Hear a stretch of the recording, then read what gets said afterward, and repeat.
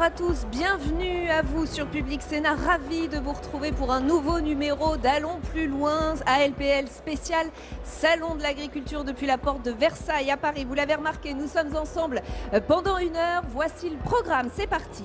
Nous vous proposons deux débats ce soir, dans une demi-heure, les politiques et le salon. Tous les ans, c'est le même manège, élus, leaders et responsables viennent ici saluer et écouter les agriculteurs. Ils goûtent leurs produits, entendent leurs difficultés, leurs revendications. Tous les ans, ils leur font des propositions et des promesses. Le rendez-vous est incontournable, mais pourquoi ? Pourquoi ce rendez-vous est-il historiquement si important pour les politiques ? Est-il payant d'un point de vue électoral de s'attirer les faveurs de moins de 1% de la population française ? On va se poser toutes ces questions ce soir. Hashtag ALPL si vous souhaitez réagir sur Twitter. Avant cela, notre premier débat. Y a-t-il une opposition entre agriculteurs et écologistes ? L'IFOP nous dit que les Français adorent leurs agriculteurs. 88% des personnes interrogées ont une bonne opinion d'eux. Donc a priori, pas de désamour. Pourtant, est apparu le phénomène d'agribashing. Pourtant, les agriculteurs eux-mêmes parlent d'agressions fréquentes, verbales et physiques. Pourtant, Emmanuel Macron nous dit les tensions on les sent sur l'élevage et le bien-être animal, sur l'agriculture et l'utilisation des pesticides. Alors que se passe-t-il ? Quand et comment le discours sur l'agriculture a-t-il changé ? Pourquoi les paysans qui nous nourrissent sont-ils parfois qualifiés d'empoisonneurs et de pollueurs ? Beaucoup de questions, vous l'avez compris ce soir. On va tenter de vous éclairer avec nos invités dans un instant. D'abord, voyons comment ce débat est perçu ici, au salon. Quentin Calmet et Jonathan Dupriez sont allés dans les allées pour recueillir les impressions. Regardez. Avec ses 700 000 visiteurs, le salon est la vitrine du monde agricole. Dans ce lieu, les agriculteurs peuvent directement s'adresser au grand public. On a l'eau dans le nez. Quand on les tient dans le nez, ça permet qu'ils ne foncent pas dessus sur les gens. Pierre-Maxime Parcy est éleveur dans l'Allier. Face à la montée d'un discours négatif sur l'agriculture, il défend sa profession auprès des visiteurs. Aujourd'hui, on est là, c'est parce qu'on aime aussi échanger, on a envie de partager sur notre métier. Aujourd'hui, on est un peu avec l'agribashing, comme les médias parlent beaucoup, on est tout le temps, on est des empoisonneurs, on est des tueurs d'animaux. Il y a les végans aujourd'hui, après il y a le glyphosate aujourd'hui sur l'environnement. Et nous, on a un peu envie de repartager avec, entre autres, les Parisiens, c'est quand même la capitale de la France. On a quand même envie de leur dire, nous, on ne fait pas que du mauvais travail. Sans surprise, dans les allées, les visiteurs expliquent soutenir les agriculteurs. Je pense que les éleveurs, on est beaucoup trop sur leur dos. Il faut qu'on arrête de trop leur imposer des choses. S'ils le font, c'est qu'il y a des raisons. Et il faut qu'on arrête d'être vraiment envie d'imposer des choses qui... prendre vraiment connaissance de ce qui se fait avant de pouvoir juger vraiment leur fonctionnement. Mais c'est sur la question du glyphosate qu'ils reconnaissent être inquiets. On habite aussi en face d'un champ et on est exposé à ces différents produits toxiques et c'est vrai que ça nous gêne un petit peu. On a discuté un petit peu avec l'agriculteur, il a dit qu'il allait essayer de mettre en place plusieurs choses pour essayer justement diminuer un petit peu ces produits toxiques et peut-être éventuellement passer en espace biologique dans un certain temps. Un débat que l'exécutif aimerait apaiser. Lors de sa visite au salon lundi, le Premier ministre a appelé les agriculteurs à tenir un discours positif sur leur métier. Et avec nous pour ce premier grand débat d'ALPL, Daniel Grémillet, bienvenue. Vous êtes sénateur LR des Vosges, vice-président de la Commission des affaires économiques, agriculteur de profession. Gabriel Siri, bienvenue. Vous êtes porte-parole du PS, spécialiste de la finance verte. Vous êtes candidate au municipal dans le 18e arrondissement à Paris pour la liste Paris en commun. D'ailleurs, par souci d'équité, on va regarder tous les candidats dans cet arrondissement. Jean-Baptiste Moreau, bienvenue à vous également, député La République En Marche de la Creuse, membre de la Commission des affaires économiques, agriculteur de profession également. Et Alain Coulombel, bienvenue. Vous êtes porte-parole d'Europe Écologie Les Verts, auteur de ce livre « De nouveaux défis pour l'écologie politique ». Merci à tous les quatre d'être avec nous. On sent bien, on vient de le voir dans ce sujet, que les agriculteurs sont presque obligés de se justifier, de justifier leurs pratiques, leur activité. Daniel Grémillet, est-ce que vous diriez que deux mondes s'opposent aujourd'hui, celui des agriculteurs d'un côté, celui des écologistes de l'autre? Pas du tout. Je pense que c'est une erreur de cultiver cette idée. Parce que par nature, le premier écologiste, c'est le paysan. Parce que le paysan, s'il travaille mal, il ne peut pas en vivre. S'il travaille mal, s'il ne respecte pas ses animaux, s'il ne respecte pas la terre, s'il ne respecte pas les plantes, eh bien finalement, il en souffre. Et je crois qu'aujourd'hui, le monde paysan, vous savez, si je ressortais mes cours, j'ai fait mes études dans un lycée public. Si je ressortais mes cours des années 68, 70, et que je mettais en pratique ce qu'on m'a enseigné dans ces années-là, c'est pour vous montrer tout simplement que le paysan, en permanence, il évolue en fonction du savoir, de la connaissance. Et le monde écologique, il n'a rien inventé. Il ne fait que de regarder ce qui se passe autour de lui, sauf qu'il n'en vit pas. Donc il n'y a pas d'opposition. Le paysan, il est chef de file quelque part de l'écologie. J'entends bien, pourtant Gabriel Siri, on les entend ces agriculteurs qui disent qu'il y a un discours, une petite musique, ce qu'on appelle aujourd'hui l'agribashing, qui viendrait alors d'où, si ce n'est pas des écologistes? S'il n'y a pas d'opposition de ces deux mondes pour vous? Moi, je rejoins ce qui vient d'être dit. Il ne doit pas y avoir d'opposition J'entends bien qu'il entre ne ces doit deux pas y mondes. avoir, et j'entends votre discours, mais est-ce qu'il n'y en a pas un de fait? Mais je pense que les questions de santé publique, les questions d'utilisation des pesticides sont de plus en plus sensibles dans la population aujourd'hui.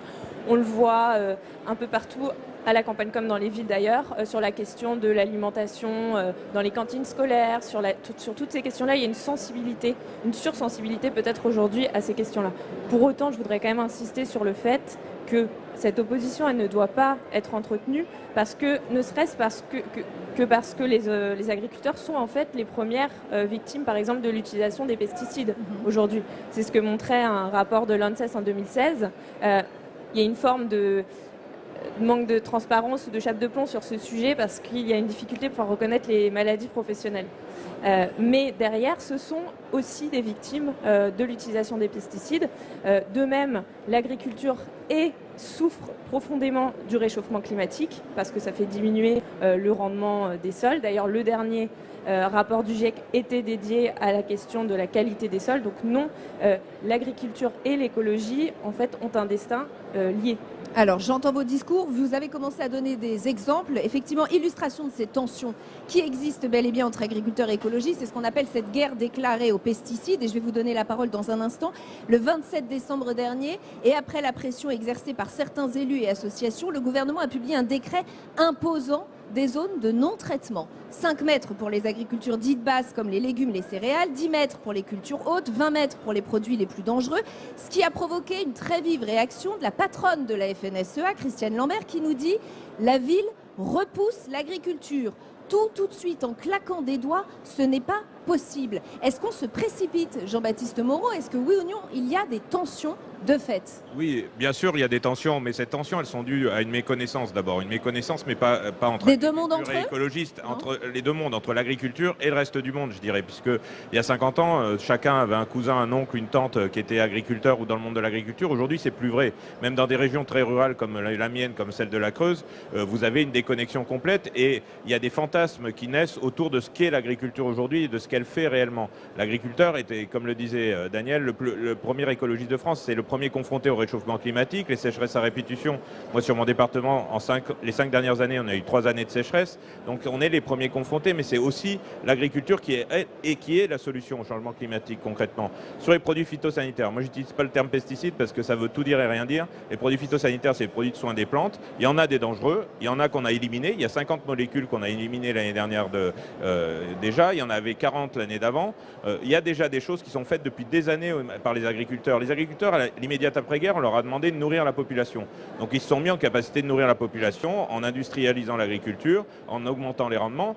Aujourd'hui, le consommateur demande autre chose et c'est lui qui est le principal facteur de changement dans l'agriculture. Il demande autre chose et l'agriculteur, il s'adapte, mais il faut lui laisser le temps de s'adapter parce que le temps de l'agriculture, c'est pas le temps des réseaux sociaux. Il y a besoin sur les systèmes d'exploitation de modifications profondes, mais ça va pas se faire en claquant des doigts, ça va pas se faire en 6 mois, ça va pas se faire en 1 an. Il faut lui laisser le temps, il le fait déjà depuis longtemps, il enregistre toutes ses pratiques en matière de produits phytosanitaires depuis des années et souvent sous forme informatique. Donc voilà, il y a des choses qui ont été faites. La réduction, on a réduit en 10 ans de 10 à 15% les produits les plus dangereux, c'est-à-dire les CMR1, CMR2, cancérogènes, mutagènes, reprotoxiques. Les consommations ont diminué de 10 à 15% en 10 ans. Donc il ne faut pas penser que l'agriculture n'a rien fait sur ces thématiques autour de l'écologie. Alain Coulombelle, vous êtes le porte-parole d'Europe Écologie Les Verts, des écologistes sur ce plateau. Quand vous entendez qu'on vous dit que les agriculteurs font tous les efforts du monde et que ce sont même peut-être eux les premiers écologistes, qu'est-ce que vous répondez? Écoutez, d'abord, les écologistes comprennent parfaitement le désarroi du monde agricole actuel. Donc ça, c'est un point que je tiens à souligner ici. Deuxièmement, l'opposition, elle n'est pas entre les agriculteurs et les écologistes, mais elle est entre deux modèles de développement agricole. un modèle, ça a été expliqué à l'instant, un modèle agricole qui est issu des années 50-60, où effectivement on a demandé aux agriculteurs à cette époque de nourrir la France et de nourrir l'Europe. Et donc on a eu un développement d'un modèle industriel de l'agriculture et un autre modèle aujourd'hui qui cherche à répondre finalement au désarroi actuel du monde agricole, qui est généré par le modèle des années 50, qui n'a pas réussi ni à empêcher la baisse progressive des exploitations et la concentration des exploitations agricoles, qui n'a pas empêché effectivement la malbouffe et les difficultés aujourd'hui de répondre aux besoins d'une partie de nos concitoyens qui réclament une agriculture et une alimentation saine. Pour toutes ces raisons, il est nécessaire effectivement de réfléchir à un autre modèle de développement agricole. Sans s'opposer forcément. Et sans opposition avec les écologistes. Dire aujourd'hui que tous les agriculteurs sont des écologistes, ça me paraît un peu réducteur. D'autant que si on regarde les chiffres récents sur l'utilisation des pesticides, on s'aperçoit que sur les 2 dernières années, la consommation, l'utilisation de pesticides a continué à augmenter. Donc on ne peut pas dire qu'aujourd'hui, tous les agriculteurs sont des écologistes. Il y a aujourd'hui effectivement des agriculteurs qui ont tout à fait compris la nécessité de la transition agricole vers ce que nous on appelle une agroécologie. Mais pas tous, parce qu'ils sont pris effectivement dans des contraintes qui sont liées à leur propre exploitation et qui rendent parfois difficile effectivement le chemin de la transition. Avec parfois des réticences idéologiques ou pas du tout?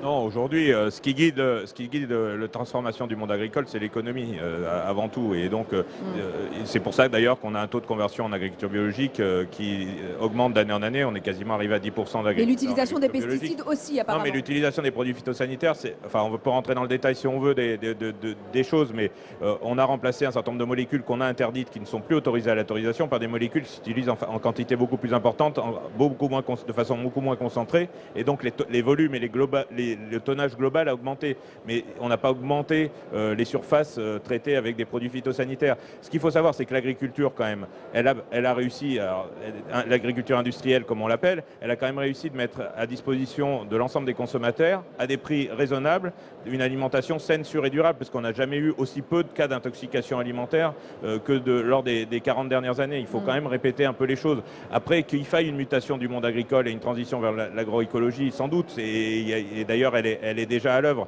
Mais il ne faut pas dire n'importe quoi sur ce qu'a fait l'agriculture dans les années 70-80. Elle n'a pas empoisonné les Français. Je vous laisserai répondre dans un instant. Il y a un autre phénomène qui vient perturber très sérieusement le monde de l'agriculture. C'est le discours antispéciste, les actions des associations qui luttent pour le bien-être animal. La semaine dernière, Emmanuel Macron nous dit dans une interview à la presse quotidienne régionale, et je le cite, « On ne peut pas accepter que des citoyens viennent agresser des agriculteurs ou effectuer des intrusions dans des élevages. » Il en a reparlé, c'était lors de sa visite du salon samedi. Écoutez.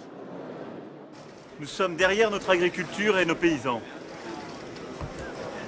Ce sont nos paysans qui nous nourrissent chaque jour. On peut être et on doit être fiers de notre agriculture française. Elle a, dans notre histoire, nourri le pays et elle va continuer de le faire. On lui demande des changements très profonds depuis plusieurs années pour l'environnement, la qualité, la sécurité alimentaire, et elle est au rendez-vous de ces changements. Et je le dis dans un moment où notre pays vit parfois des tensions, où il y a des impatiences. Rien ne doit justifier des actions contre nos paysans et contre les exploitations, rien, et nous serons intraitables sur le sujet. Daniel Grémillet, les agresseurs, ce sont les antispécistes, ce sont ceux qui luttent pour le bien-être animal. Là, vous diriez qu'il n'y a pas d'opposition de deux mondes, là non plus, ou quand même sur le bien-être animal, il y a une vraie opposition? Ce n'est pas un problème d'opposition, c'est un problème... Il y en a qui en font un instrument. Qui? Ceux que vous venez de citer, moi je ne vais pas les citer. On en est là quand même. Mais on en est là, oui, mais on est en train de...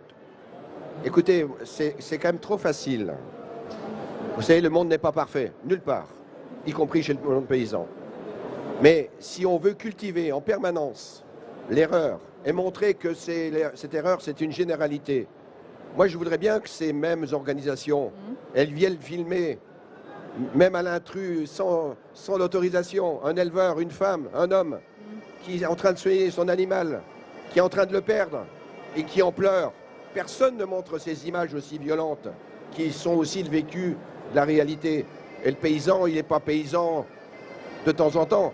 il est paysan, il est éleveur tous les jours, toutes les nuits. Il s'occupe de Donc ses vous trouvez animaux. ça injuste? Vous trouvez ça injuste? Ces accusations sur le bien-être animal Mais c'est sont absolument infondées. C'est complètement déplacé du contexte, complètement. Et jamais la profession ne peut cautionner la maltraitance animale, jamais. Mais quand je vois le travail qui a été fait par le monde paysan en permanence pour le bien-être animal, mais qu'ils viennent voir les fermes, qu'on montre aussi ce qui est fait pour que ces animaux se sentent bien. Parce qu'un animal qui se sent mal, ben, il n'est pas non plus heureux et il ne produit pas. Et cette symbiose entre l'éleveur et l'animal, c'est quelque chose qu'on ne met jamais en avant. Et je crois qu'il est temps aujourd'hui. Parce que vous savez, moi je vais vous dire une chose profonde.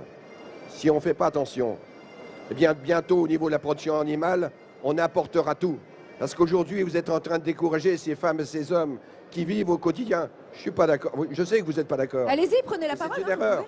Non, mais je ne veux pas polémiquer là-dessus, mais quand le C'est un débat, hein, je vous en prie. Quand le président de la République, avec sa majorité actuelle, accepte un certain nombre de traités de libre-échange qui vont effectivement mettre en concurrence les agriculteurs européens et français. Et donc les pousser à produire plus? Mais bien sûr, avec une agriculture qui, elle, n'a que faire effectivement des contraintes environnementales, entre autres, qui est nourrie au soja et aux OGM, etc. De fait, il les met face De fait, il les met en concurrence avec un monde agricole qui n'est pas le nôtre. Alors ce n'est pas vrai de dire aujourd'hui que effectivement notre gouvernement défend le monde agricole. Il ne le défend qu'en pointillé. La deuxième chose que je voulais vous dire, je vous laisserai c'est que répondre. par rapport à la question effectivement de l'intrusion de certains mouvements dans les exploitations agricoles, voire dans les abattoirs, nous condamnons ce type d'opération violente qui se fait effectivement à l'encontre. Mais pas sur la dénonciation du bien-être animal. Mais pas effectivement sur la dénonciation de ce qui se passe dans certains abattoirs. On a quand même eu des images tout à fait frappantes qui ont circulé sur les réseaux et qui ont montré que dans certains abattoirs, on avait un rapport à l'animal qui était absolument scandaleux. Donc il faut là aussi nuancer nos propos. Jean-Baptiste Moreau et ensuite Gabriel Siri, bien sûr. Une chose est claire, pour ces associations antispécistes, le bien-être animal n'est qu'un prétexte. Ce qu'elles veulent, c'est l'interdiction de tout élevage partout et pour tout le monde. Mais est-ce qu'elles ont mis le doigt imposer sur leur quelque système chose? Est-ce alimentaire et qu'elles ont leur été choix des lanceuses à tout le d'alerte? monde. Non, mais on n'a pas attendu L214 pour fermer des abattoirs ou pour condamner des abattoirs pour des cas de maltraitance. J'ai été président d'un abattoir. Il y a des contrôles sanitaires dans les abattoirs. Moi, dans l'abattoir que je présidais, il y avait 35 salariés sur la chaîne d'abattage. Il y avait 7 vétérinaires et préposés vétérinaires. Donc les contrôles, il y en a. Les sanctions, il y en a quand il y a maltraitance. On n'a pas attendu L214 pour sanctionner des abattoirs qui allaient dans... Et quand il y a des malversations au niveau du bien-être animal, quand il y a de la maltraitance animale, il faut condamner et il faut fermer les abattoirs si besoin, s'il y a vraiment des abus, c'est évident. Mais L214, le bien-être animal, n'est qu'un prétexte. Et votre réponse sur la politique du gouvernement? Sur les traités internationaux, il ne faut pas être hypocrite. Aujourd'hui, les principales cas de distorsion de concurrence, elles sont d'abord intra-européennes avant d'être extra-européennes. Les traités de libre-échange, on leur met tout sur le dos et ils servent juste à masquer un anticapitalisme par de la lutte pour l'écologie. Voilà, c'est juste ça. Après, que les traités qui régulent davantage et que les accords de l'OMC, qu'il faille modifier les règles de l'OMC, oui, les règles de l'OMC, c'est pas nous qui les avons fait adopter, elles ont mis 20 ans à être adoptées. Il faut les modifier en profondeur, mais c'est pas les contrats le libre-échange, c'est pas lui le responsable de tous les maux. On a d'abord notre ménage à faire au niveau européen sur des contrôles sanitaires de ceux qui circulent à l'intérieur de l'Europe, avant tout. Gabriel Siri. La différence étant sur les traités de libre-échange qu'on a quand même des zones avec lesquelles on négocie des traités en ce moment, le Mercosur par exemple, qui n'a pas les mêmes normes sanitaires que dans l'Union européenne. Et la question du contrôle des produits importés se pose d'autant plus quand ça vient de ces zones-là. Et ça m'étonne aussi un petit peu de vous entendre dire ça parce que les agriculteurs sont aussi, là encore une fois, les premières victimes de cette mise en concurrence avec des productions à bas coût, à bas prix. Non, on ne peut pas dire que ce gouvernement prenne au sérieux cette question-là. Et je vais continuer quand même sur la politique du gouvernement, parce que moi je suis convaincue d'une chose, si on veut s'engager vers le nouveau modèle dont vous parliez, il faut accompagner bien sûr les agriculteurs et les agricultrices. Et ce gouvernement, là aussi, pêche sur cet accompagnement. En 2018, suppression des aides au maintien de l'agriculture bio. C'est une décision qui est complètement incompréhensible. De même, une loi avait été votée pour permettre la vidéosurveillance dans les abattoirs. C'était même Une expérimentation. prôné des expérimentations, c'était même soutenu par un certain nombre d'agriculteurs qui avaient des pratiques Il y a vertueuses. 3 abattoirs qui se sont engagés dans Ils voulaient jouer la Qui avaient des transparence. pratiques vertueuses et voulaient jouer la transparence. Et qu'est-ce que vous avez fait? Qu'est-ce qu'a fait ce gouvernement et ce Parlement à majorité LREM? Il a rendu ces expérimentations volontaires, optionnelles, donc sur la base du volontariat. Donc c'est mais il y en a évidemment déjà pas trois- du tout la même prise en depuis 2 compte mois qui se sont de engagés. la question du bien-être animal. Daniel Grémillet. Oui, vous voyez, on va se rejoindre. Je veux dire, oui, mais l'exemple, c'est qu'on n'a pas attendu. La loi Egalim, qu'est-ce qu'a fait le Sénat? Le Sénat, on a dit exactement ce que vous avez évoqué, à savoir le monde paysan français, vous savez, il est capable d'affronter la concurrence européenne, la concurrence internationale, dès lors qu'on définit les mêmes règles du jeu. Et qu'est-ce qu'on a voté dans cet article qui a d'ailleurs été repris? Et c'est moi qui l'ai écrit, l'article 44 sur les normes européennes. on Ah bah va si, pas se si, battre. si, Et on va si. peut-être pas rentrer dans ce détail-là, parce que là, on va nous perdre. Ce qui est essentiel, c'est qu'il existe. Mais le problème, aujourd'hui, cet article 44, il dit quoi? Il dit que l'ensemble des productions qui rentrent, il ne faut pas tromper le consommateur et il ne faut pas mentir aux paysans. Donc il faut qu'effectivement, l'ensemble des productions qui viennent d'autres pays de l'Union européenne, donc il faut plus d'Europe, l'ensemble des productions qui viennent du Brésil, qui viennent du Canada, de quelque part à travers le monde, doivent respecter les exigences qu'on impose au monde paysan, qu'on impose et qu'on promet aux consommateurs, parce qu'on ment aux paysans et on trahit le consommateur. Et je poursuis mon fil rouge. Il y a enfin un autre phénomène qui vient bousculer, là encore, le monde agricole. C'est l'arrivée de ce qu'on appelle les néo-ruraux. Il y a la bataille qui peut faire sourire, mais qui a quand même débouché sur une loi votée le 30 janvier dernier pour protéger les bruits et les odeurs de la campagne qui gênaient les nouveaux venus issus des villes. Cette proposition venait du député Pierre Morel à l'Huissier. Et puis il y a les néo-ruraux qui sont venus s'installer pour devenir agriculteurs avec des codes et des pratiques un peu nouvelles, souvent tournées vers le bio, vous vous en doutez. Audrey Vuettaz s'est rendue dans les allées de ce salon pour voir comment ils sont perçus, ces néo-ruraux. Écoutez. Nous, en Haute-Savoie, on est obligé de pâturer pour que nos vaches pâturent. Certains font 10 minutes de marche sur derrière les gens qui partent au travail, ils ont des vaches sur la route, ça les gêne. Non, la cohabitation se fait très bien. Ah ben, il faut leur parler, quoi. Il faut aller devant eux, quoi. Et puis, il suffit de discuter, et puis voilà, quoi. Au quotidien, on a des gens qui viennent parfois vouloir descendre le gars qui traite avec son appareil, avec une batte de baseball. J'ai un copain à qui c'est arrivé. C'est dramatique. Si on a peur d'aller dans nos champs, alors que nous, on a l'impression de faire notre métier, notre savoir-faire. Alain Coulombelle, on a l'impression qu'il y a une autre forme de violence qui est apparue ces dernières années. C'est cette nouvelle opposition, alors je ne sais plus si je dois employer ce mot, mais entre les néo-ruraux et les ruraux historiques, j'ai envie de dire. Est-ce que là aussi, il y a une opposition de deux mondes qui pourrait expliquer le désarroi des agriculteurs? Là aussi, je ne crois pas. Je pense qu'il y a d'abord deux dimensions dans votre question. Il y a effectivement celles et ceux qui se sont installés pour vivre dans des petites villes de province ou proches effectivement du monde naturel, j'allais dire. Et puis ceux qui effectivement se sont installés pour développer une exploitation agricole sur des modes différents. J'ai aimé le titre, c'est le monde agricole en transition. Le titre de l'émission, c'est ça. Je crois qu'on vit effectivement une période de transition. Mais une transition, c'est toujours avec des violences. Et en l'occurrence, les agriculteurs en font les frais.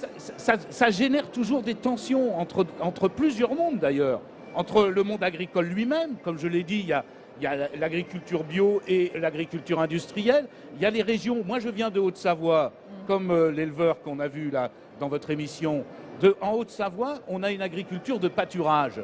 Les vaches d'abondance, elles font du pâturage. Elles montent l'été dans les pâtures et on en a besoin, comme on a besoin de ces agriculteurs. Et à côté de ça, on a les grandes plaines céréalières en France qui, elles, sont sur d'autres modèles de développement, hyper industrialisés, mécanisés, etc., et qui ne font pas la même agriculture. La tension qui existe aujourd'hui dans la société française, elle se fait entre des acteurs très différents. Il y a effectivement les néo-ruraux qui exploitent aujourd'hui et qui vont vers je dirais, une agriculture extensive. On parlera de permaculture, de développement. Et qui pourront faire évoluer les agriculteurs historiques? Ils vont faire évoluer, mais parce que les agriculteurs historiques, ils ont compris aussi que l'ancien modèle ne répond plus à leurs besoins. C'est l'ancien monde et le nouveau monde en fait. Mais bien sûr, ce monde-là ne leur offre même plus aujourd'hui des capacités de revenus suffisants. Quand vous avez près de 20% des agriculteurs qui ne sont pas capables de se servir un revenu mensuel, c'est généré par le modèle actuel, pas par les écologistes, qui eux prônent au contraire une agriculture de transition qui permettra à tous les agriculteurs de s'offrir un revenu décent et de vivre en dignité de leur travail. Daniel Grémier, ça vous a pas plu mon expression ancien monde, nouveau monde? Non, pas du tout, parce que c'est méconnaître complètement le monde paysan. Le monde paysan, en permanence, il évolue en permanence. Il n'a pas attendu après nous, il n'a pas attendu après vous, il n'a pas attendu après les néo-ruraux pour évoluer? Mais c'est la même chose. Sachez qu'aujourd'hui, un tiers des jeunes filles ou garçons qui s'installent en agriculture ne sont pas issus du monde agricole. Donc il y a une ouverture phénoménale qui est en train de se passer. C'est un enrichissement. Et effectivement, aujourd'hui, on est devant une problématique. Quand je me suis installé, on disait déjà il y a 50% des paysans qui ont plus de 55 ans. Aujourd'hui, c'est la même chose. Quand je me suis installé, la moyenne des fermes, c'était 18 hectares. Effectivement, aujourd'hui, on a plus besoin de voisins en tant que paysans que d'hectares. C'est un vrai sujet au niveau de la ruralité. Et tout à l'heure, quand j'entendais parler le reportage qu'on a vu sur l'herbe, mais l'herbe, il ne faut pas l'opposer, qu'elle soit pâturée, qu'elle soit séchée, qu'elle soit ensilée, quelle que soit la forme, c'est de l'herbe. Et c'est important qu'on continue d'encourager les producteurs, des paysans, des éleveurs, à nourrir des animaux, y compris avec de l'herbe. N'opposons pas les systèmes, parce que vous parlez des néo-ruraux. Oui. Mais est-ce qu'aujourd'hui, dans certaines plaines, dans certains villages, les gens qui y habitent accepteraient de revoir les troupeaux de vaches sortir pour aller pâturer? C'est quelque chose qu'on ne voit plus que dans les images d'Épinal, les anciennes, pas les nouvelles. Alors moi je veux bien qu'on me dise qu'il n'y ait pas d'opposition, mais on fait voter des lois pour protéger les bruits et les odeurs de la campagne quand même, Jean-Baptiste Moreau. Non, mais des néo-ruraux, on en a besoin. Moi je viens des départements, la Creuse, on est tombé à 118 000 habitants, on a perdu quasiment la moitié de notre population depuis l'immédiate après-guerre. Donc évidemment qu'on a besoin de personnes qui viennent s'installer, mais qui viennent s'installer en contact avec le monde paysan et pas en opposition. Mais c'est souvent le cas, hein. C'est caricatural, on voit un certain nombre de procédures. C'est un faux problème? C'est un faux problème? Oui, pour moi, c'est pas un faux problème, il existe, mais il est marginal. Mais surtout, ce que je veux dire, c'est qu'il faut éviter d'opposer les modèles agricoles. L'agriculture française, elle produit, elle est là pour produire aussi. Et la souveraineté alimentaire de la France et de l'Europe, c'est pas un gros mot.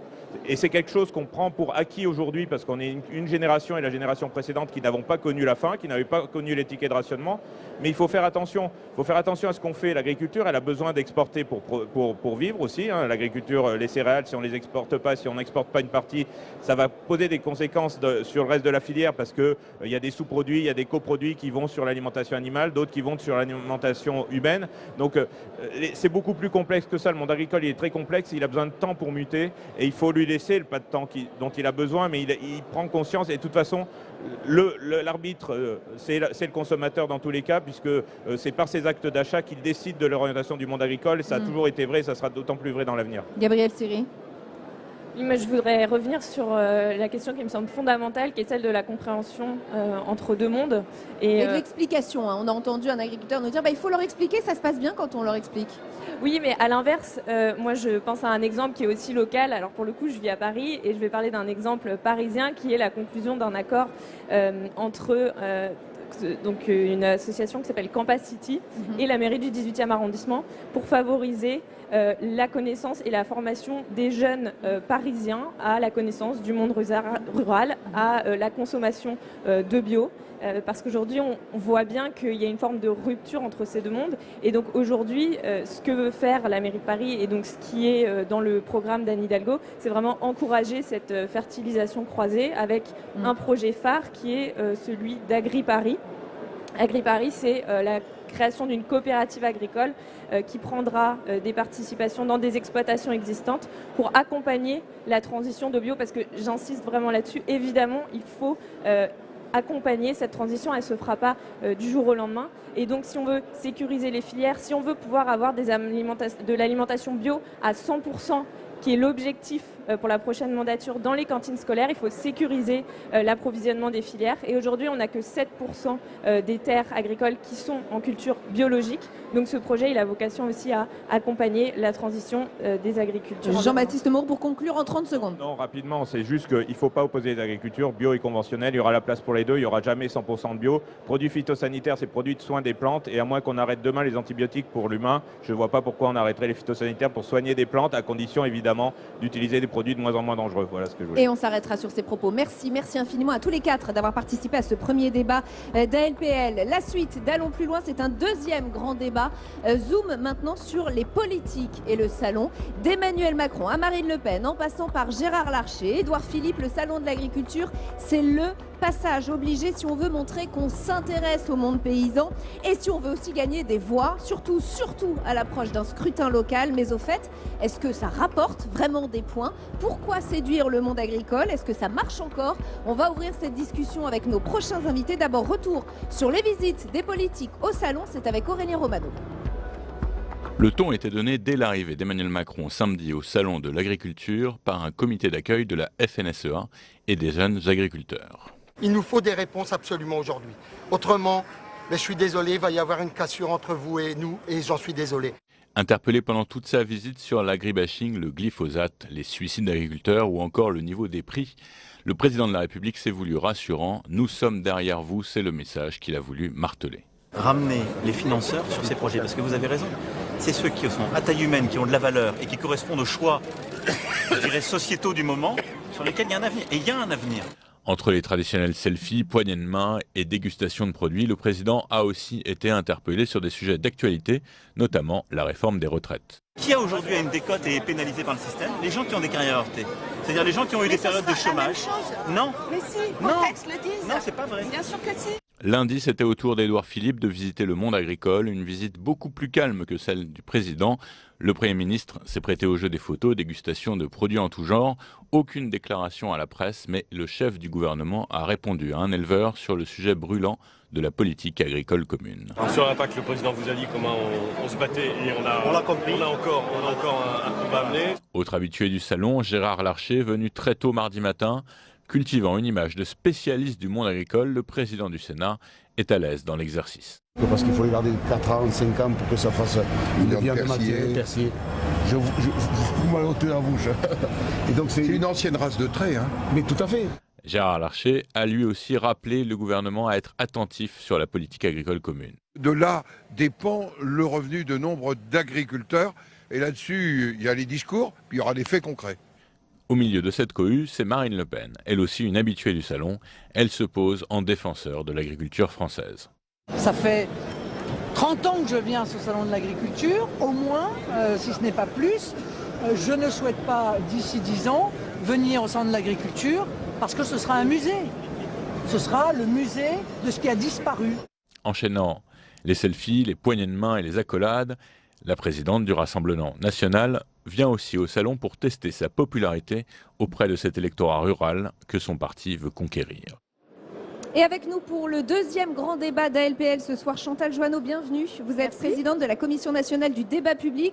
Vous organisez Impactons, le grand débat national sur l'agriculture annoncé par Emmanuel Macron il y a quelques jours. Bruno Fulini, bienvenue. Vous êtes historien, vous collaborez à la revue L'Hémicycle et vous êtes l'auteur de Les rois fous de l'histoire. Arnaud Carpon, bienvenue. Vous êtes rédacteur en chef de Ternet, un site d'information agricole. Et Arnaud Mercier est également avec nous. Bienvenue, professeur en sciences de l'information et de la communication à l'université Paris 2 Assas. Merci à tous les quatre d'être ici. Pourquoi les politiques se pressent-ils tous au salon, Arnaud Mercier? Déjà, il y a une tradition. Et quand une tradition commence à être établie, ça devient difficile de faire rupture parce qu'on dirait, tiens, celui-là n'a pas fait comme les autres. Et pourtant, la rupture, ça peut être une tendance aussi. Oui, mais là, quand même, c'est assez lourd, c'est vraiment bien ancré. Ensuite, il y a effectivement l'idée d'afficher un ancrage avec le monde rural. On a une sorte de microcosme du monde rural à proximité. On déambule dans les allées, dans les salons et on peut voir les gens de toute la France. Donc il y a vraiment cette idée qu'en très peu de temps, en quelques heures, on a fait le tour de France en quelque sorte.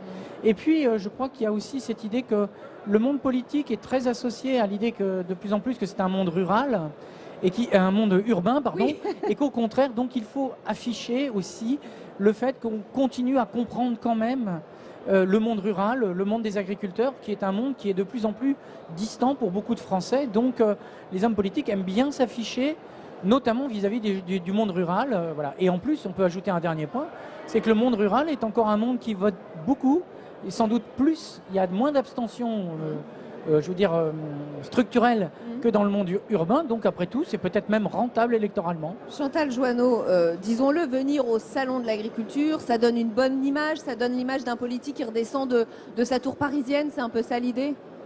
Alors, je ne fais plus de politique. Néanmoins, il est clair qu'on ne peut pas faire de la politique si on n'a pas une relation avec les territoires et avec l'agriculture qui a façonné les territoires. Donc c'est quand même un incontournable. Et ne pas connaître l'agriculture, c'est ne pas connaître la France. Quand on voit les chiffres, les agriculteurs, ça représente 564 000 personnes en France. C'est moins de 1% de la population. Arnaud Carpon, est-ce que sur le papier, c'est étonnant de leur part d'en faire autant? Non, c'est assez mathématique. Vous l'avez cité, alors c'est pas tout à fait 500 000, c'est 460 000 ça a changé, agriculteurs.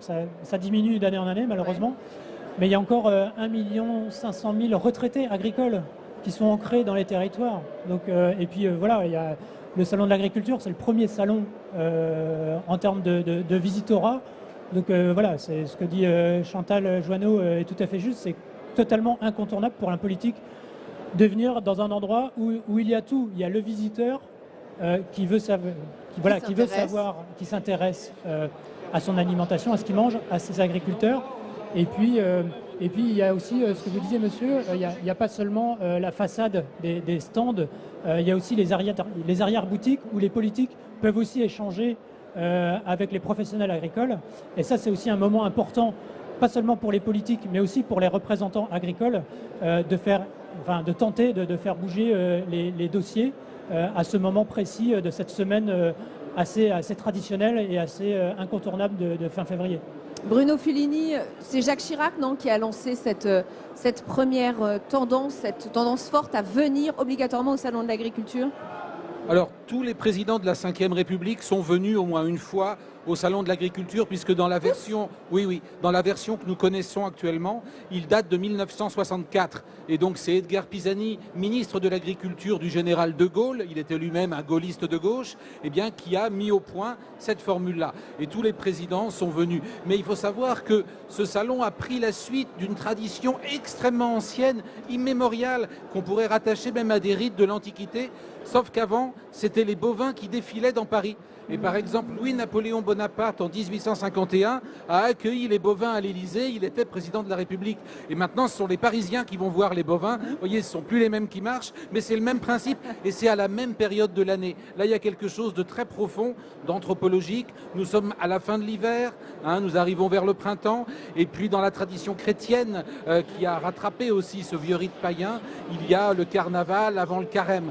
Donc, tout ça interagit et fait du Salon de l'Agriculture beaucoup plus qu'un simple salon des métiers agricoles. C'est vraiment un rendez-vous très prisé. Et on peut ajouter qu'il y a une vieille tradition républicaine, ne serait-ce que pour la République, des comices agricoles, des foires agricoles dans les territoires. Donc les élus et les présidents du Conseil, quand c'est pas la ferme qui allait à Paris, ils allaient dans les villes et les terroirs, inaugurer les foires, etc. Donc il y a vraiment quelque chose de profondément ancré dans la relation entre les politiques et l'idée que le monde agricole est un monde qui doit venir se visiter. Dans l'histoire récente, en tout cas, le Salon de l'Agriculture, c'est quand même Jacques Chirac, aux yeux des Français. C'est lui qui a vraiment imprimé sa marque sur ce salon. On va peut-être regarder une petite archive, parce qu'on aime bien les archives dans Allons plus loin. Jacques Chirac au salon, c'était ça, regardez. Tout sera fait au mieux pour soutenir l'élevage français porcin. C'est un élevage de qualité. C'est-à-dire que c'est ce que c'est. Non, mais les plus belles salaires sont faites dans le canton de Saint-Privat. C'est une belle bête. Des félicitations. Des félicitations. Des félicitations. C'est pas moi qui suis populaire, c'est l'agriculture. La meilleure pomme du monde. La meilleure pomme du monde. Chantal Joanneau, qu'est-ce que ça vous inspire de revoir ces images? C'est le personnage du salon le personnage politique du Salon de l'Agriculture, Jacques Chirac. En tout cas, c'est celui qui l'a effectivement marqué politiquement. C'est celui qu'on associe au Salon de l'agriculture. Et on voit cette tentation de beaucoup de politiques de faire la même chose. Mais c'est un moment de rencontre aussi entre le monde agricole et les Françaises et les Français. Donc c'est normal, c'est un beau moment. On parle beaucoup de réconciliation en ce moment. C'est l'occasion, effectivement, de cette rencontre, de la matérialiser. Donc Jacques Chirac l'a fait avec beaucoup d'élégance. Et de sincérité. Et de sincérité, mais c'était un homme aussi du territoire. Effectivement. C'était un moment de sincérité, ça c'est certain, parce que Jacques Chirac était certainement le mieux ancré de l'histoire récente au monde agricole. Ceci dit, on le voit sur les images d'archives là, c'est quand même avant tout un jeu de communication. On le voit, il faut s'afficher en tant que président pour montrer au grand public qu'on est à l'écoute. C'est peut-être lui le premier qui a instrumentalisé le salon pour en faire un élément de communication? Je ne sais pas si on peut parler d'instrumentalisation, mais effectivement, il y a une part de ça aussi. Ce que regrettent ou ce que critiquent aussi certains représentants agricoles ou agriculteurs qui ne viennent pas forcément sur le salon. C'est une belle façade, certes, mais... il faut des actes. Il faut des actes. Derrière, il y a des sujets parfois très compliqués, très techniques, sur lequel il faut faire avancer les choses et tout ne peut pas se régler non plus en une semaine sur le salon. C'est ça aussi la difficulté. Il y a les représentants agricoles et les élus veulent aborder énormément de sujets et souvent du coup les sujets sont traités sont balayés de manière très rapide. On le voit avec même une visite de 14 heures du président de la République. On peut pas tout régler en 14 heures sur des dossiers agricoles aussi complexes. Bruno Filini, ensuite on va aller dans les allées du salon. Ce qu'il faut bien voir, c'est que Jacques Chirac, avant de devenir président de la République, a été ministre de l'Agriculture. Ouais. Donc il avait une pratique du salon et de ce type de rendez-vous tels qu'ils existent dans le territoire. Et puis il est un cas tout à fait unique de quelqu'un qui a été simultanément maire de Paris et député d'un des départements les plus ruraux de France. Et donc là, il était au point de jonction de ces deux univers. Il traitait à la fois ses électeurs de Corrèze et ses électeurs parisiens. Il était totalement dans son élément. Enfin, il y a une dimension importante, vous l'avez souligné, le salon de l'agriculture, c'est aussi un rendez-vous de l'alimentation. Et je crois que Chirac a compris très tôt que c'était une passion française, que c'était parfois une préoccupation aussi, et que, contrairement à d'autres présidents qui aimaient peut-être une nourriture compliquée, lui a mis en scène son amour d'une nourriture simple, basique, celle de l'électeur, celle de Monsieur Tout-le-Monde. Oui, de ce point de vue, Jacques Chirac est un passeur, très clairement. Il est un passeur entre les deux univers, comme vous l'avez dit, avec sa position singulière de maire de Paris et de député de Corrèze. Et donc, lui, il a apporté au Salon de l'Agriculture des usages politiques qu'il avait appris en Corrèze. Et y compris, justement, pas seulement tâter le cul des vaches, hein, comme on disait, mais aussi manger, et aussi boire, etc. Donc, je crois que ce n'est pas un hasard si Jacques Chirac est très fortement associé au Salon de l'Agriculture, parce qu'il a été celui qui a fait vraiment point de jonction aussi entre ces deux univers et ces deux traditions de la relation entre le politique et le monde agricole. Alors, comment les agriculteurs perçoivent-ils, eux, ce bal des politiques au Salon de l'Agriculture? Sont-ils dupes des quelques opérations séduction auxquelles ils peuvent assister? On va retrouver Quentin Calmet dans les allées du salon. Quentin, je crois que vous êtes avec un agriculteur qui fait ce salon depuis des décennies et qui en a vu passer des politiques. Oui, tout à fait. Bonjour Rebecca, je suis avec Pierre Fouché. Bonjour Pierre, vous êtes éleveur de brebis et d'agneaux dans le Lot, on les voit d'ailleurs, ils sont avec nous dans cet enclos. Pierre, vous nous disiez, vous venez au salon depuis plus de 30 ans, on voit ce bal des politiques, et qu'est-ce que vous en pensez, vous, de ces visites? Eh bien, nous, si on est là et si on vient à Paris à ce salon, c'est pour rencontrer le grand public. Et quand les élus et les grands élus viennent à notre rencontre, on le prend comme vraiment de la reconnaissance, puisqu'ils sont les représentants des citoyens donc, que nous allons rencontrer à Paris. Voilà, il y a même un honneur particulier à recevoir ces élus lorsqu'ils passent, lorsqu'ils déambulent dans les allées, c'est ça? Tout à fait, tout à fait. Pour nous, c'est de la reconnaissance, c'est un grand honneur d'être reconnu et de pouvoir discuter et passer un petit moment avec ces personnes qui sont pour nous les représentants des citoyens. Et alors, dites-nous, parmi tous les souvenirs que vous avez ici au salon, est-ce qu'il y a un président ou un grand élu qui vous a marqué particulièrement? Mais là, je ne peux pas ne pas parler de l'ancien président de la République qui nous a quittés il y a quelque temps, donc Jacques Chirac, que nous avions rencontré lors d'un salon où j'avais mon fils de 5 ou 6 ans, mon fils Mathias, qui déjà à cet âge-là a été apprécié fortement le président de la République, Jacques Chirac, et j'avais énormément de mal à lui faire rencontrer. Et pour moi, ça a été un challenge. Donc, je l'ai pris devant moi et nous avons traversé toute la foule pour aller vers Jacques Chirac, et qui très vite s'est avancé vers lui d'une façon très amicale et très paternelle. Et j'ai beaucoup apprécié ce geste. Vous le dites, il y avait une vraie sincérité avec Jacques Chirac. D'ailleurs, on l'évoquait en plateau il y a un instant, mais pour vous aussi, en tant qu'agriculteur, c'était sincère cet engagement de Jacques Chirac envers le monde agricole? C'était sincère parce que c'était sa vie. Et après, on est lucide, hein, nous les paysans. On sait très bien qu'un homme politique aussi, il a besoin de communiquer, il a besoin de se mettre en avant, ce qui est logique aussi. Donc, mais il y avait beaucoup de sincérité dans ces contacts. Beaucoup. Merci beaucoup Pierre Fouché. Et on va juste montrer ces brebis et ces agneaux qui sont... C'est un peu l'heure de la sieste là, Rebecca, je vous le cache pas, ils sont assez calmes pour l'heure. Ils ont bien Mais raison. donc voilà, on se trouve dans le hall 1, il y a beaucoup de monde et en tout cas l'atmosphère est très agréable cet après-midi. Merci beaucoup Quentin et merci à votre invité. On retiendra les mots reconnaissance et grand honneur, mais ils ne sont pas dupes, hein, ces agriculteurs, Arnaud Carpon. Et depuis Jacques Chirac, beaucoup essaient de l'imiter. Je pense évidemment aussi à Emmanuel Macron qui est venu samedi, qui est resté extrêmement longtemps, et quand on lui dit mais c'est le président des villes, un président urbain qui s'oppose à la ruralité, lui il répond je suis le président des Français et des Françaises, avec un attachement particulier à l'agriculture qui participe de l'art d'être français. Il y a un essai, une tentative d'être sincère avec les agriculteurs, mais ça marche pas pour tout le monde. Il y a une tentative légitime. Il me semble que, enfin, je pense pas me tromper en disant que Emmanuel Macron n'a pas forcément été élu grâce au monde agricole. Donc il a aussi une place à se faire dans ce monde agricole qui est pas facile. Les agriculteurs sont exigeants, à l'instar des consommateurs dans ce qu'ils ont dans leur assiette. Et c'est encore moins facile quand on est dit président des villes. Et oui, effectivement. Mais voilà, c'est peut-être aussi pour ça qu'il passe autant de temps sur le salon quand il vient l'inaugurer. Il est venu 14 heures l'an dernier, quasiment 13 heures cette année. Il a sans doute, dans cette logique aussi de communication, envie de passer beaucoup de temps et montrer le plus possible qu'il n'est pas seulement le président des villes, le président de tous les Français. Voilà. Il a encore, je pense, quelques agriculteurs à convaincre. Chantal Joanneau. Écoutez, étant présidente d'une autorité indépendante et neutre politiquement, vous comprendrez qu'en fait, je ne souhaite pas vraiment répondre à cette question parce que ça aurait forcément une dimension très politique. Alors Arnaud Mercier peut-être?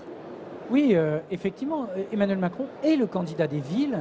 On l'a vu, il fait des scores dans les grandes métropoles au second tour de l'élection présidentielle. Donc il doit en faire plus que les autres. 80%, donc il n'y a aucun doute là-dessus. Et effectivement, il faut qu'il en fasse d'autant plus qu'il a quelque chose à, je ne dis pas à se faire pardonner, c'est pas ça, mais à effacer d'une trace qui est très clairement le candidat des villes. Mais en même temps, ça ne veut pas dire qu'il n'est pas sincère dans sa démarche d'aller vers le monde agricole, d'essayer de le comprendre. Et d'ailleurs, le gouvernement a essayé de mettre en œuvre assez vite une loi dite sur l'alimentation qui permettait normalement d'améliorer les conditions de vie des agriculteurs. Et dont le bilan est assez mitigé. Dont le bilan est très mitigé. D'où aussi d'ailleurs le fait qu'il est là aussi quelque part, sans doute, pour faire un peu du service après-vente, ou je ne sais comment le dire, par rapport à des débuts qui pouvaient s'annoncer prometteurs, parce que finalement, il était un des premiers à essayer de mettre en œuvre vraiment une politique qui faisait sortir un petit peu des griffes du monde industriel et de la grande distribution les agriculteurs, et que comme ça n'a pas totalement marché, il essaye de continuer à comprendre ce qui se passe et peut-être améliorer les choses. Je pense que même s'il part avec un handicap au départ, ça ne veut pas dire qu'il n'est pas forcément honnête dans sa démarche de comprendre et d'aller vers les gens. Une autre présence a été très remarquée, c'est celle de Marine Le Pen, qui est évidemment venue au salon. Elle assure que ce n'est pas du tout pour récolter des voix, même à 3 semaines d'un scrutin local. Elle a d'ailleurs précisé qu'elle venait, je cite, depuis 30 ans, même quand il n'y a pas d'élection. C'est jamais vraiment gratuit finalement, Bruno Fulini, pardon. Oui, on peut aller pour de multiples raisons au salon de l'agriculture. Je dirais même que ça n'est pas seulement pour parler au monde rural. En France, il y a beaucoup d'habitants des villes qui aiment la campagne de façon sentimentale ou parce qu'ils y ont des attaches. Et c'est aussi une façon de leur parler, de venir ici.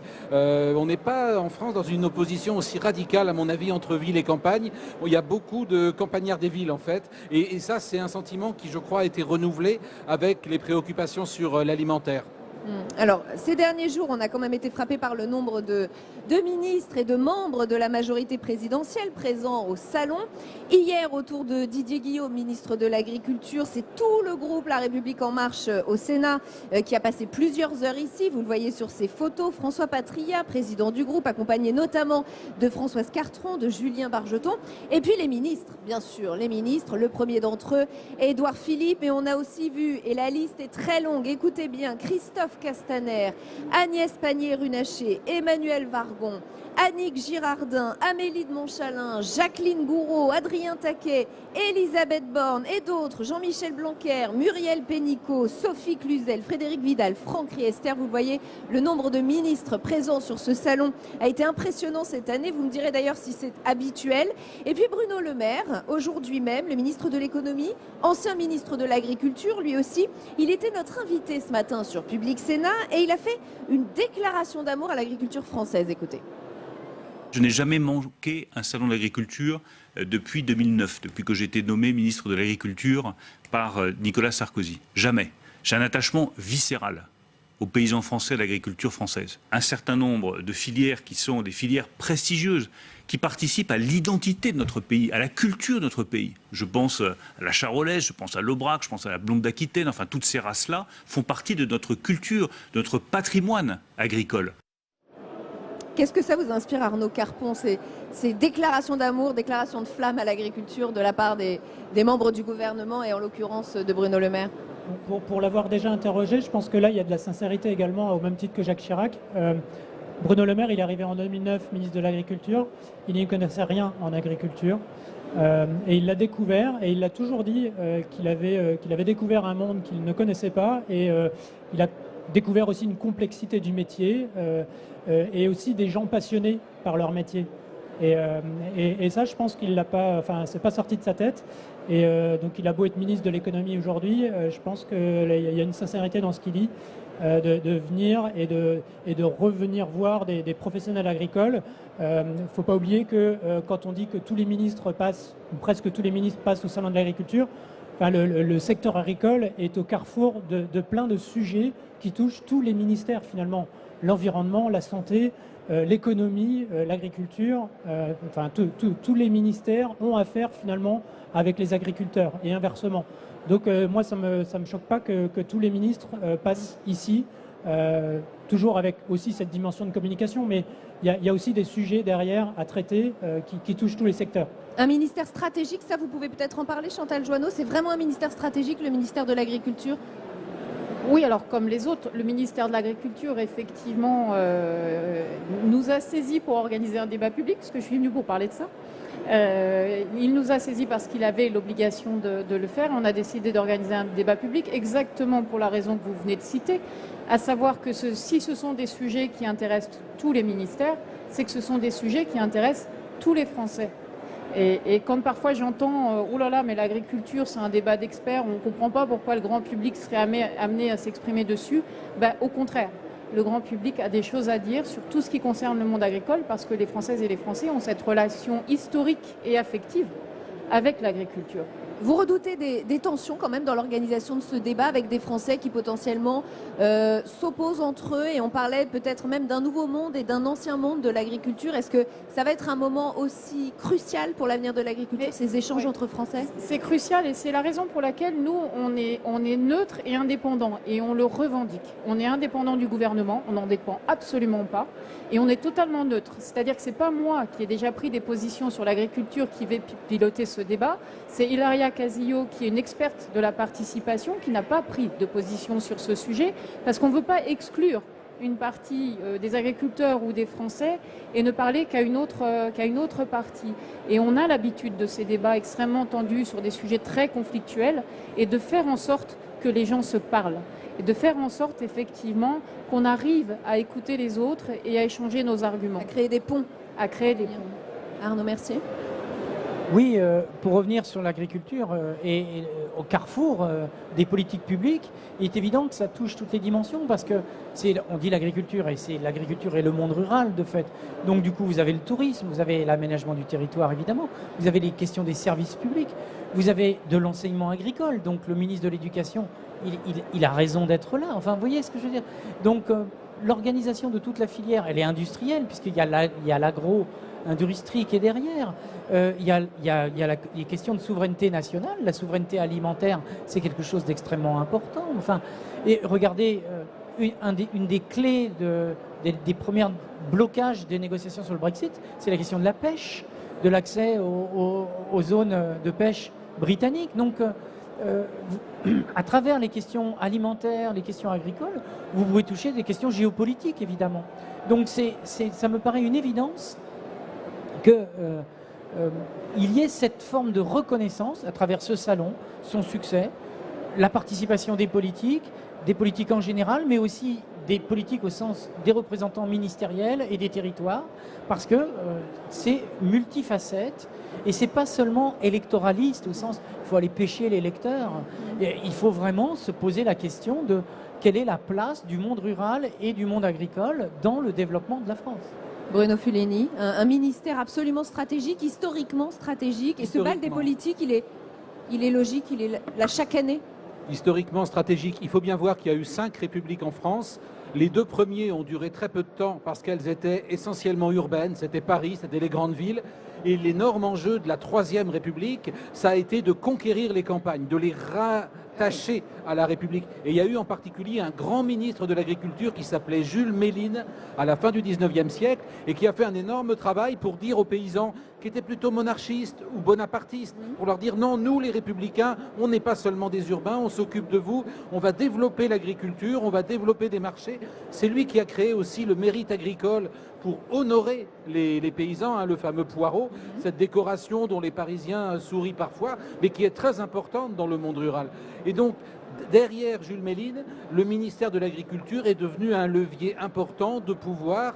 Il y a une dimension territoriale, bien sûr, il y a une dimension économique, il y a une dimension politique qui va très au-delà de la simple activité agricole. Et pourtant, on n'a jamais vu un tel désarroi chez les agriculteurs. On entend ces agriculteurs, et on en parlait dans le premier débat de cette première partie d'émission, des agriculteurs qui se sentent agressés, qui se sentent mis au banc de la société parce que considérés comme empoisonneurs et pollueurs. Donc vous me dites ce soir, c'est stratégique, ils sont absolument fondamentaux dans notre société et on les malmène. Chantal Joanneau. Oui, c'est vraiment un enjeu majeur du débat qui va s'ouvrir, de faire dialoguer justement les agriculteurs avec l'ensemble de la population, parce que trop souvent les agriculteurs, les syndicats agricoles et les experts dialoguent entre eux et très peu avec le reste de la population. Il y a peu d'occasions de rencontres. Et pour nous, c'est vraiment l'enjeu majeur d'organiser ces ponts, d'organiser cette rencontre entre les uns et les autres, parce que s'il peut y avoir des excès, parfois, je pense que la grande majorité, c'est pas ça du tout.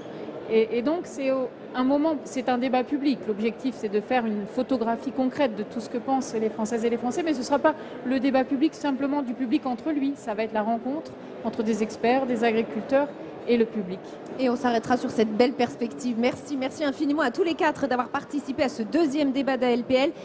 Merci à vous de nous avoir suivis. Merci à France 3 de nous avoir accueillis sur ce plateau. Nous, on se retrouve demain à 18h pour un nouveau numéro de Dialogue citoyen. 9 citoyens, 6 sénateurs qui échangeront sur l'agriculture, justement, les transformations des pratiques, les nouvelles attentes des consommateurs, les difficultés quotidiennes des paysans. Nos invités viennent de toute la France et ils exposeront leur point de vue aux élus de la Haute Assemblée. Et puis, comme tous les jours, bonjour chez vous. Demain matin, entre 7h30 et 9h, avec Oriane Mancini, son invité politique sera Jacqueline Gouraud, ministre de la Cohésion des Territoires. Très bonne soirée sur Public Sénat.